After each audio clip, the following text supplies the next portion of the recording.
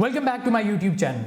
Narendra Modi India के तीसरी दफ़ा वज़ीर आज़म बनने जा रहे हैं और इंडियन प्रेसिडेंट द्रौपदी मुर्मू ने जो है वो वोट टेकिंग के लिए नरेंद्र मोदी को दावत दे दी। नरेंद्र मोदी जो है वो नेशनल डेमोक्रेटिक अलायंस के भी लीडर बन गए हैं और नेशनल डेमोक्रेटिक अलायंस की तकरीब के अंदर नरेंद्र मोदी ने जो है वो सिर्फ हेट स्पीच की कांग्रेस के खिलाफ। उन्होंने किसी किस्म का कोई इकोनॉमिक फ्रेमवर्क नहीं दिया कि उनकी जो वो जब हुकूमत में आएंगे वो क्या इकोनॉमिक फ्रेमवर्क को इम्प्लीमेंट करेंगे, क्या इंटरनेशनल पॉलिसीज़ लेके आएंगे, क्या जो है वो कॉन्स्टिट्यूशनल अमेंडमेंट्स करेंगे। उन्होंने इसके ऊपर कोई बात नहीं की। और अगर देखा जाए तो भारतीय जनता पार्टी जो है वो तकरीबन 10 साल से हुकूमत में है और उसके बावजूद जो है वो नरेंद्र मोदी के पास कोई ऐसी पॉलिसीज़, कोई ऐसी जो है वो अचीवमेंट्स नहीं थी कि वो उसका जिक्र कर सकें। और देखा जाए तो भारतीय जनता पार्टी ने अपनी पॉलिटिकल कैंपेनिंग के अंदर भी जो है वो सिर्फ दो चीज़ों के ऊपर फोकस किया। एक जो उन्होंने राम मंदिर अयोध्या के अंदर बनाया और दूसरा जो है वो मुसलमानों के खिलाफ सिर्फ नरेंद्र मोदी ने हेट स्पीच की। और इसकी बेस के ऊपर नरेंद्र मोदी एक्सपेक्ट कर रहे थे कि वो 400 पार कर जाएंगे, 2/3 मेजॉरिटी जो है वो जीत जाएंगे। लेकिन इंडियन अवाम ने जो है वो उनकी इस पॉलिसी को मुस्तरद कर दिया। अगर देखा जाए तो जो उनके ओपोनेंट्स थे कांग्रेस और उन्होंने जो अलायंस फॉर्म की थी इंडिया, उसका जो मैनिफेस्टो था वो ये था कि सबसे पहले जो अनएम्प्लॉयमेंट रेट को किस तरीके से वो कम करेंगे और उसके साथ साथ जो इंडिया की कॉन्स्टिट्यूशन को थ्रेट है, जो कांग्रेस लीडर राहुल गांधी ने भी जिसके ऊपर बात की कि इंडिया जो है वो हिंदुत्व स्टेट का कॉन्सेप्ट जो है वो इम्प्लीमेंट करना चाह रहा है और कॉन्स्टिट्यूशनल अमेंडमेंट के बाद जो है जो इंडिया अगर एक सेक्युलर कंट्री है वो हिंदुत्व स्टेट को इंपोज करेगा। दूसरा जो माइनॉरिटीज के पास जो पर्क्स एंड प्रिविलेजेस हैं वो उनसे वापस ले लेगा। तो ये एक थ्रेट टू इंडियन कॉन्स्टिट्यूशन और उसके साथ साथ जो अनएम्प्लॉयमेंट रेट बढ़ रहा है इंडिया के ऊपर, ये मैनिफेस्टो था जो उनकी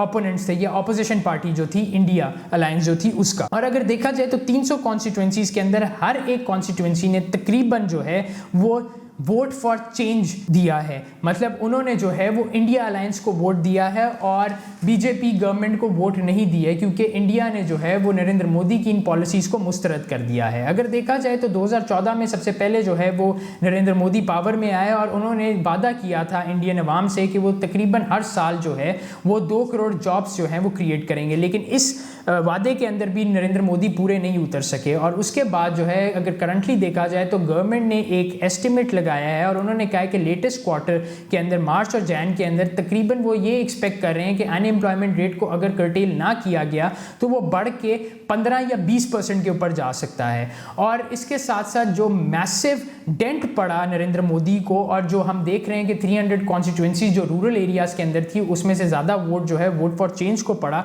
वो इस वजह से क्योंकि जो फार्मर्स ने प्रोटेस्ट किया था, जो नॉर्दर्न स्टेट ऑफ पंजाब के अंदर जो एक मूवमेंट स्टार्ट हुई थी दिल्ली चलो मार्च, उसके अंदर फार्मर्स की ये डिमांड थी कि मिनिमम प्राइस तो जो है वो कोई लगाया जाए, जो वो अनाज बेच रहे हैं हुकूमत को उसकी कोई मिनिमम प्राइस टैग तो हो कि उनको पता हो कि मिनिमम ये इनकम जो है वो जनरेट करेंगे। उसके साथ साथ उन्होंने ये मांग की थी इंडियन गवर्नमेंट से कि तकरीबन 50% मुनाफा जो है वो इंडियन गवर्नमेंट दे, लेकिन किसी किस्म की जो है वो मुज़ाकरात इंडियन गवर्नमेंट ने नहीं किए, उनकी कोई डिमांड्स नहीं मांगी, बल्कि उल्टा जो है वो उनके खिलाफ यूज़ ऑफ पावर किया गया। उनके ऊपर आंसू गैस की शेलिंग हुई, उनके खिलाफ लाठी चार्ज हुआ और उसके बाद उनको खालिस्तानी कहना शुरू कर दिया, उनको जो है वो एंटी नेशनल पेंट करना शुरू कर दिया। कंगना रनौत जो एक बॉलीवुड एक्ट्रेस हैं उन्होंने भी इन लोगों को खालिस्तानी कहा, जिसके बाद जो है वो एक एयरपोर्ट के ऊपर CISF ऑफिसर ने जो है वो कंगना रनौत को थप्पड़ मार दिया क्योंकि उनकी वालदा भी जो है वो उस प्रोटेस्ट के अंदर शामिल थी। तो इस किस्म की जो है वो हेट स्पीच करके और हर एक बंदा जो हुकूमत के खिलाफ बात करता था नरेंद्र मोदी उनको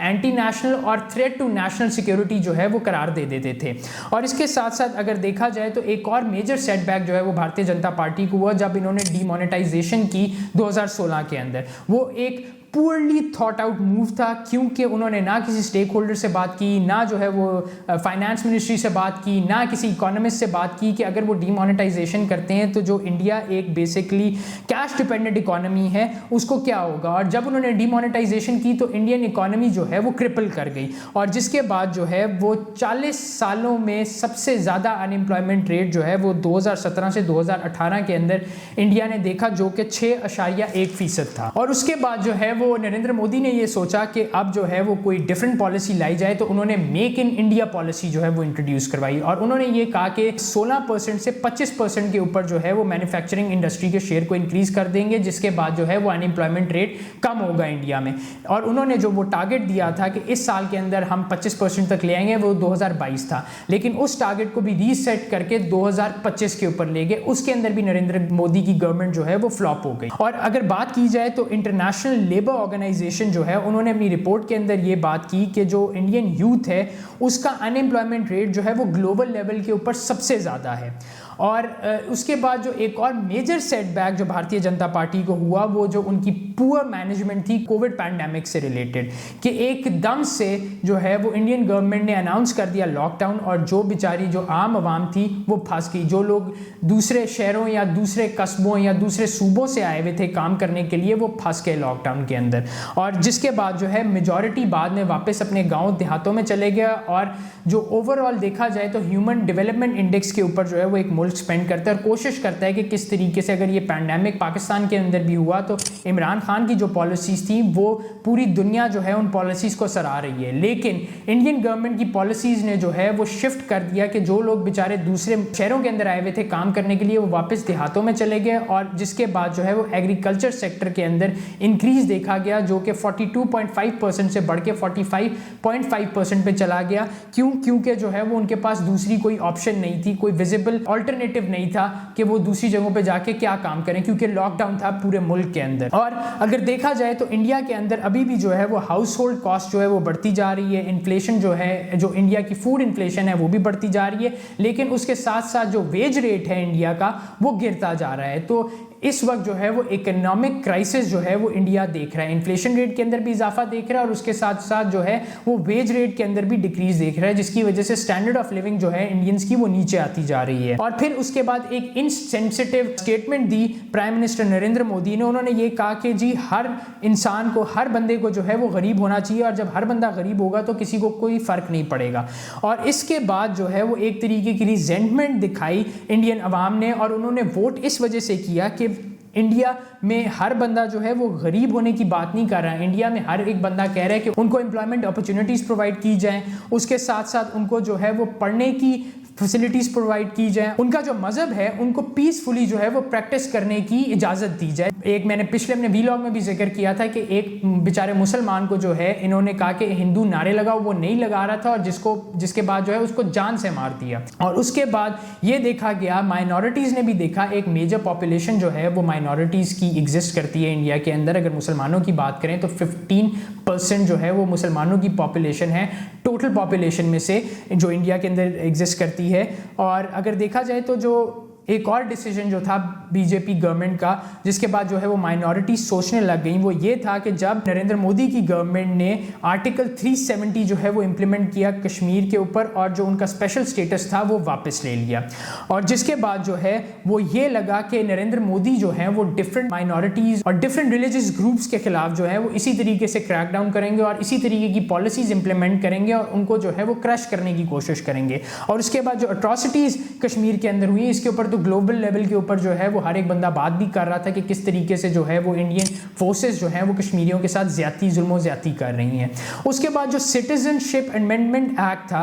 उसके अंदर जो है वो नरेंद्र मोदी ने ये कैटेगोरिकली जो है वो मेंशन किया, उसकी जो पॉलिसी थी कि जो हिंदू, पारसी, सिख, बुद्धिस्ट, जैन और क्रिश्चियंस हैं वो किसी भी मुल्क से आके सिटीजनशिप जो है वो ले सकते हैं। और इधर जो है वो जो वहाँ के मुसलमान थे उनको जो है वो अपनी सिटीजनशिप के ऊपर जो है वो क्वेश्चन मार्क नजर आने लग गया कि शायद हमें जो है वो सप्रेस करके या हमारे लिए ये ज़मीन इतनी तंग कर देंगे कि हमें शायद जो है वो माइग्रेट करके किसी और मुल्क में जाना पड़े, क्योंकि नरेंद्र मोदी का माइंडसेट है वो माइंडसेट फैशिस्ट माइंडसेट ही है। और उसके बाद अगर देखा जाए तो जो इंटरव्यूज़ हुए, जो कैंपेनिंग के लिए इंटरव्यूज़ चलते हैं बिफोर द इलेक्शंस, जो है वो हर एक इलेक्ट्रॉनिक मीडिया के ऊपर भी इंटरव्यूज़ होते हैं, प्रिंट मीडिया पे भी चलते हैं, यूट्यूब के ऊपर भी चलते हैं, सोशल मीडिया भी यूटिलाइज होता है। तो कोई कंस्ट्रक्टिव इंटरव्यू जो है वो नरेंद्र मोदी की PR टीम थी या बीजेपी की जो मार्केटिंग टीम थी उसने नहीं करवाया। उन्होंने उल्टा ग्लोरीफाई करने की कोशिश की नरेंद्र मोदी को कि वो एक रजनीकांत है और वो जो कहेंगे वो चीज़ होगी। और उसके बाद इन्होंने प्रोपोगेट करने की कोशिश की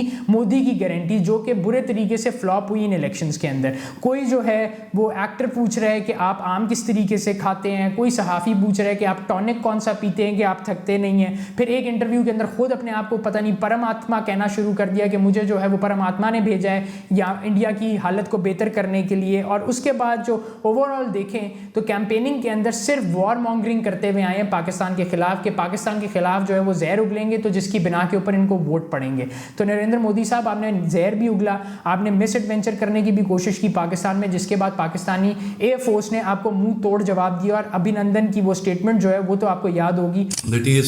थैंक यू। तो अगर देखा जाए, आप जो एडवेंचर मिस एडवेंचर की बात करते हैं, आपको उधर भी जो है वो मुंह तोड़ जवाब जो है पाकिस्तानी फोर्सेस की तरफ से मिला है। और इधर ओवरऑल देखा यह जाए कि आगे जो पॉलिसीज होंगी नरेंद्र मोदी की, जिस तरीके के वो फैनेटिक माइंडसेट के हैं और जिस तरह वो फैशिज्म जो है वो इंडिया के अंदर कर रहे थे, तो ये एडवेंचर मिस एडवेंचर पाकिस्तान के खिलाफ भी करने की कोशिश करेंगे। और उसके साथ साथ जो मुझे नजर आ रहा है कि इंडियन इकोनॉमी और मजीद जो है वो क्रिपल होगी, क्योंकि किसी किस्म की इकोनॉमिक फोरकास्ट जो है वो नरेंद्र मोदी की गवर्नमेंट ने नहीं दिया। हालांकि 10 सालों से ये गवर्नमेंट के अंदर है, किसी किस्म का जो है वो अनएम्प्लॉयमेंट रेट इंडिया के अंदर कम नहीं हुआ। नरेंद्र मोदी जो है वो इंडिया के डाउनफॉल का सबसे बड़ा सबब बनेंगे। इसी के साथ मुझे दीजिए इजाजत। अल्लाह हाफिज।